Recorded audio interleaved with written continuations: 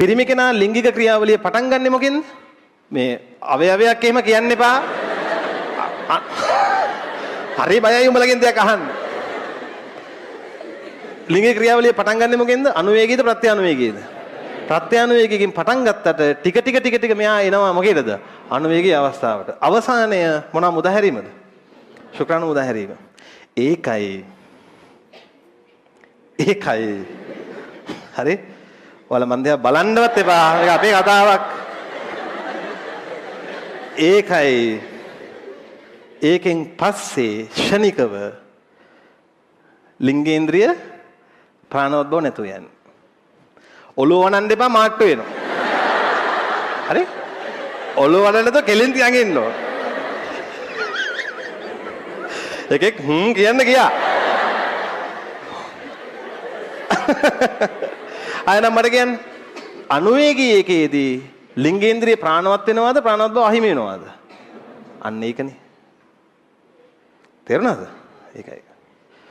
ඉතින් මේවා ඔයාලා දැනගන්න ඕන දේවල්. හේතුව මේ පොතේ තියෙනවා. පාඩමේ තියෙනවා නම් මම මේක උගන්වන්න නැතුව මේක උගන්වන්න නැතුව මම මොනව කරලා පෙන්නන්නද? උගන්වන්න වෙනවනේ. එළියේ ඉන්න මුන් කියනවා මං ගණන් ගන්නෙත් ඒකයි. මට වැඩක් නැහැ. පාඩමේ තියෙනවා. ඒතර මං ඒක ගලපලා දෙන්න ඕන.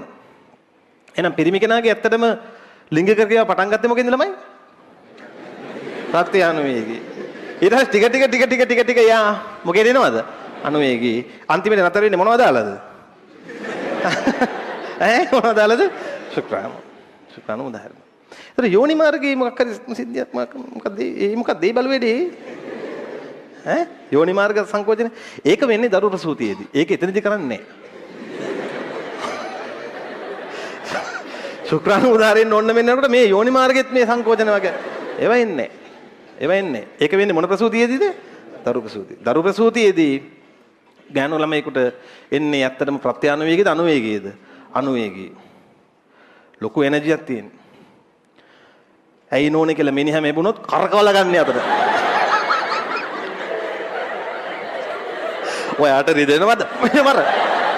හරි. කරකවලා ගන්න. ළමයා ඉපදෙනකන් අහම ඉරලා ඉන්නේ.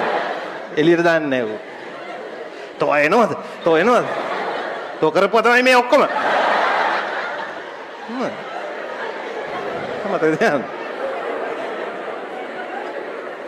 ඒ වෙලාවට පැත්ත පළහත කතා කරන්න එහෙම යන්න හොඳ නැහැ. අන්තිමට යනකයි ඔය සමහර ડોක්ටර්ස්ලාට එහෙම දැන් සමහර ડોක්ටර්ස්ලා පුෂ් කරන්න ගහනවා. කන පැරෙන්න වදින්නේ. ඒ වදින එක පිරිමි දෙන්නෙක්ගෙන් කෑවා වගේ. හරිද? ඊට ડોක්ටර්ට අසනීපෙත් අමාරු නෑ. මොකද්ද වෙලා? කවුද? ඔයා කවුද? මං කවුද? අපි මොකද මෙතන? හරි? කන පැන්නේ ගාන්නේ.